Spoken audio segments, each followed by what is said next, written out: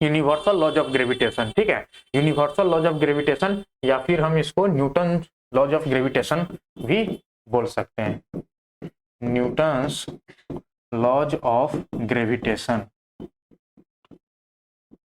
Newton laws of gravitation.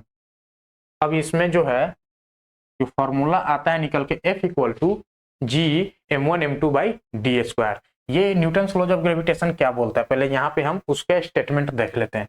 Every object in the universe, हर एक object जो है यूनिवर्स में है अट्रैक्ट करता है एवरी अदर ऑब्जेक्ट्स, हर एक दूसरे ऑब्जेक्ट्स को क्या कर रहा है, अट्रैक्ट कर रहा है अपनी तरफ विथ अ फोर्स, एक फोर्स से अट्रैक्ट कर रहा है, फोर्स का कुछ ना कुछ वैल्यू होगा, विच इज प्रोपोर्शनल टू, तो वो फोर्स किसके प्रोपोर्शनल है, force proportional to the product of their masses. अगर कोई दो ऑब्जेक्ट है, ठीक है, यहाँ पे फॉर एग्जांपल हम समझते हैं एक ऑब्जेक्ट ये है और एक ऑब्जेक्ट ये है, ठीक है, एक ऑब्जेक्ट जो है आपका ये है, एक ऑब्जेक्ट ये है, तो ये ऑब्जेक्ट जो है जो पीला कलर का है वो ये बड़े वाले ऑब्जेक्ट को अपनी तरफ खींचेगा, ये अपनी तरफ खींचेगा, तो इसका कुछ मास होगा और इस ऑब्जेक्ट का भी कुछ मास होगा, ठीक है, तो ये दोनों मास पे डिपेंड करेगा कि कितना फोर्स से ये दोनों ऑब्जेक्ट एक दूसरे को अट्रैक्ट करेगा, ठीक है, तो इस मास पे डिपेंड करेगा और इसकी दूरी भी कितनी है, इतना दूरी है या इतना दूरी है, ठीक है, तो इस दूरी पे भी डिपेंड करता है। चलिए देखते हैं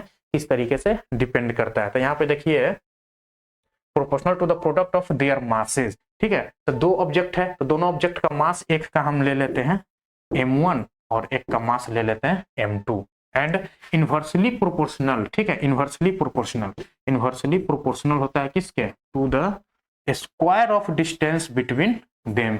डिस्टेंस के क्या है, डिस्टेंस दोनों के बीच में, ये ऑब्जेक्ट m1 है आपका, ये आपका m2 है, ठीक है, इन दोनों के बीच का जो डिस्टेंस है, डिस्टेंस हम दरअसल लेते हैं सेंटर टू सेंटर, ठीक है, m2 हो जाएगा, ये सेंटर टू सेंटर डिस्टेंस होगा, सेंटर टू सेंटर डिस्टेंस हो जाएगा आपका d, ठीक है, तो ये डिस्टेंस का जो है स्क्वायर, स्क्वायर फोर्स जो है inversely proportional to the square of distance between them, ठीक है। अब दोनों प्रोपोर्शनलिटी को हम लोग जब इसको कंबाइंड करेंगे, जब कंबाइंड करेंगे तो ये क्या हो जाएगा, F proportional to m1 m2 divide by d², ठीक है, दोनों को कंबाइंड कर देंगे तो ये हमारा रिजल्ट बन जाएगा। अब यहाँ से क्या होगा, जब प्रोपोर्शनलिटी हटाएंगे तो जब प्रोपोर्शनल हटाता है तो एक कांस्टेंट आता है, ठीक है, तो यहाँ पे जो है कांस्टेंट हम लोगों ने g लाया और उसका नाम क्या दे दिया, यूनिवर्सल ग्रेविटेशन कांस्टेंट। ये आपका हो गया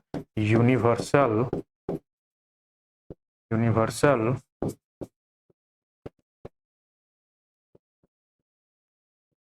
ग्रेविटेशनल कांस्टेंट, ठीक है, ये आपका हो गया यूनिवर्सल ग्रेविटेशनल कांस्टेंट g, और ये हो जाता है आपका F equal to g into m1m2/d²।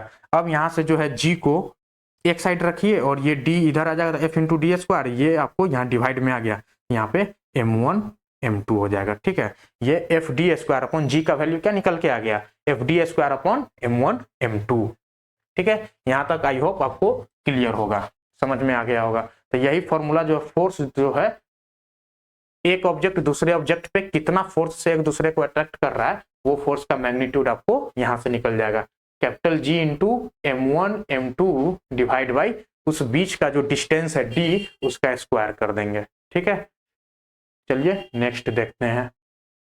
अब unit of gravitational constant g की बात करेंगे, इसका यूनिट क्या होगा, ठीक है, तो हम लोगों ने अभी जस्ट पढ़ा है फोर्स क्या होता है, g into m1m2 divide by d², तो यहां से क्या g निकल के आया था, fd² अपॉन m1m2, ठीक है, m1m2। अब देखिए g आपका ये है, यूनिट आपको निकालना है, तो ये आपका LHS हो गया, LHS, ये टर्म आपका क्या है RHS।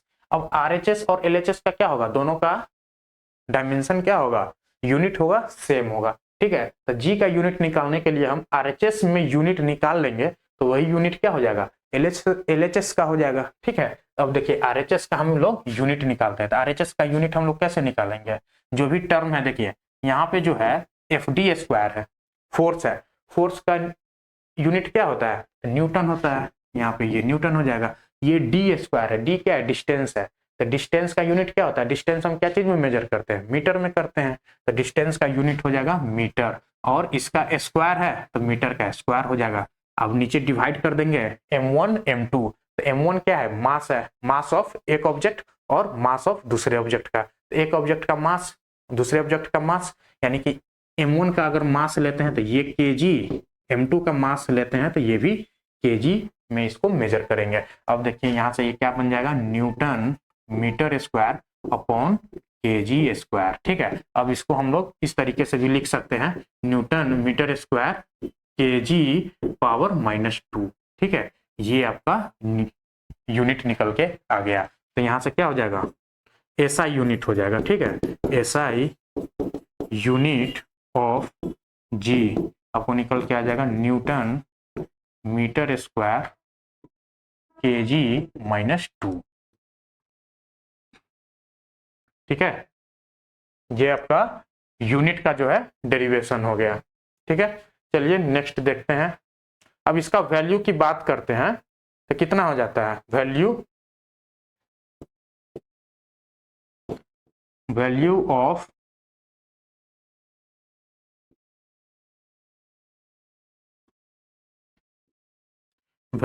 G हो जाएगा 6.673 इंटू 10⁻⁻11। ठीक है, ये आपका यूनिट हो जाएगा newton metre square kg power -2। ठीक है, 6.673